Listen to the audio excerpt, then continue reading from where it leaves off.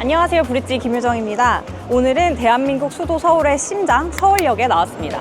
최근 서울시가 초대형 장기 프로젝트를 하나 공개했죠. 제 뒤로 보이는 이 철도들을 다 땅 밑으로 묻어버린다는 계획입니다. 이 계획은 사실 서울시장뿐만 아니라 대통령 선거 때도 매번 공약으로 나왔었는데요. 이번엔 진짜로 하겠답니다. 과연 서울시 계획대로 사업이 진행될 수 있을지, 진행된다면 과연 서울은 어떻게 바뀔지 브릿지가 설명해 드립니다.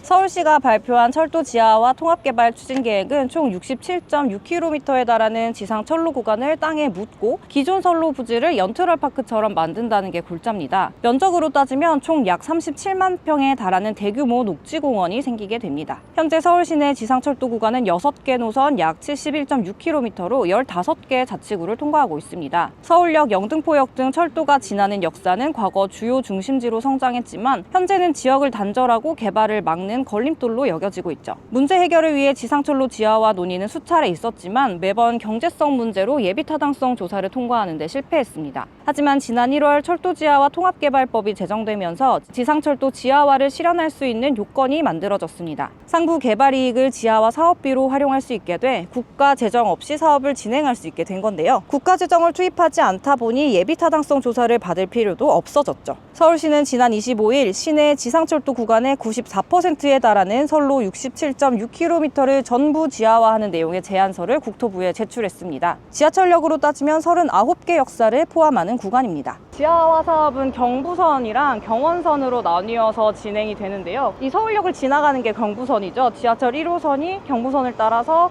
인천, 수원, 그리고 요즘은 천안까지도 이어지고 있습니다. 그 중에서 서울역에서 석수역까지 가는 구간이 지하화되고요. 또 구로역에서 오류동역까지 이어지는 경인선, 가좌역에서 서울역으로 이어지는 경의선도 경부선 일대 사업지에 포함됩니다. PD님, 가좌역 지나서 경의중앙선 무슨 역 있는지 혹시 아시나요?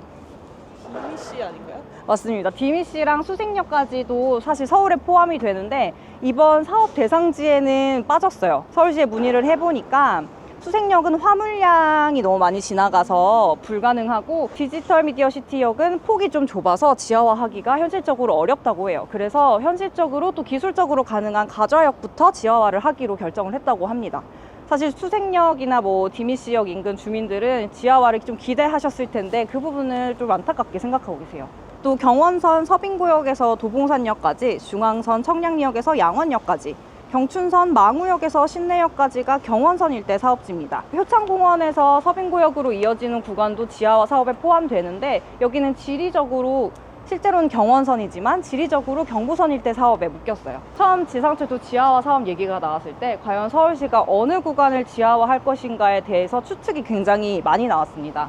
아무래도 이 서울역이 가장 중심이고 또 규모가 큰 역이다 보니까 서울역은 포함이 될 거라는 예상이 많았고, 올해 초에 서울시가 용산정비창 개발을 또 발표를 했었기 때문에 이 서울역부터 용산역까지 이어지는 경부선이 지하화될 거라고 이제 많은 사람들이 생각을 했어요. 그런데 서울시는 이번 제안서에 서울역에서 용산역까지는 물론이고 전 구간을 포함한 제안서를 국토부에 제출했습니다. 물론 지상철도 구간이 지나는 지역이 전부 개발이 필요한 거는 맞지만 전 구역을 지하화하기로 결정한 가장 큰 이유는 바로 사업비 때문이에요.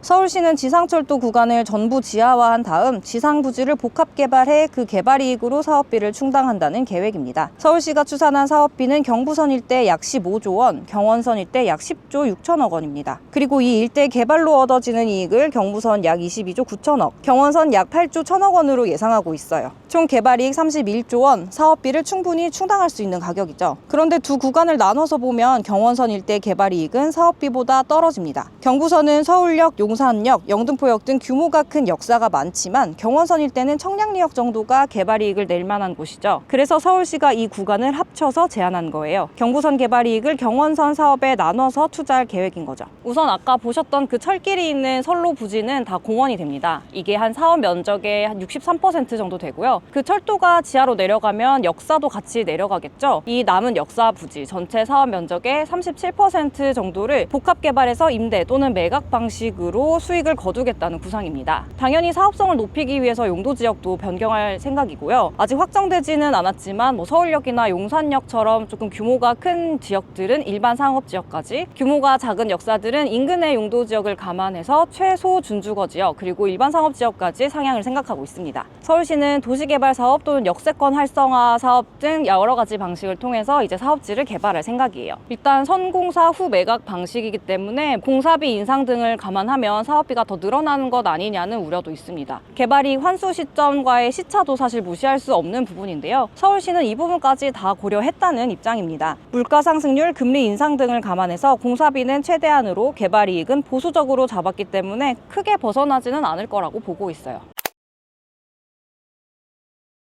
이제 국토부는 올해 말에 선도사업 대상지를 선정할 계획입니다. 서울시 계획에 따르면 이제 2026년에서 2027년까지 계획을 짜고 또 수립한 다음에 2028년부터 2035년까지 지상철도 지하화를 완성한다는 계획이에요. 그래서 서울시 계획대로라면 이제 2035년부터 저렇게 보이는 지상의 철도들이 하나도 없다는 거죠. 하지만 여기까지는 이제 철도의 지하화 공사 일정이고요. 철도 지하화가 모두 마친 다음에 이제 역사랑 인근 부지를 개발할 예정입니다. 서울시는 또 이게 한 10년 정도 걸릴 거라고 보고 있어요. 그러니까 2035년부터 바로 공사를 시작한다고 해도 최소 2045년, 2050년까지 목표로 하고 있습니다. 그러면 그때까지 열차 운행은 어떻게 해야 하나요? 그러니까요. 서울시는 사실 이 지하화 구간을 기존 철도길을 그대로 판다고 예상하고 있어요. 그래서 다른 길을 만들 생각은 지금 없거든요. 그래서 이 사업이 진행되는 동안 기존 선로 양 끝에 임시선을 운행할 계획입니다. 그리고 또 지상에 있는 철도를 지하화하는데 이걸 나눠서 진행하기 때문에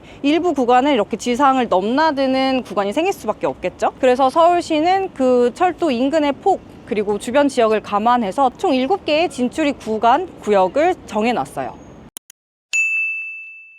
수년째 논의만 이어졌던 지상철도 지하화 사업. 워낙 큰 프로젝트이기 때문에 당장 실현 여부를 점칠 수도 성패를 가늠하기도 어렵습니다. 실제로 이 프로젝트는 800년 계획인데 서울시가 현실화를 위해서 50년으로 단축했다고도 해요. 어쨌든 서울시는 구상을 던졌고 이 제안을 얼마만큼 수용할지는 국토부 손으로 넘어갔습니다. 도심 단절과 소음을 유발하던 철도가 사라지고 공원에 앉아 과거의 철길을 추억하는 날이 올 수 있을까요? 오늘 브릿지는 여기까지입니다. 다음에도 새로운 부동산 정책 얘기 가지고 돌아올게요. 감사합니다.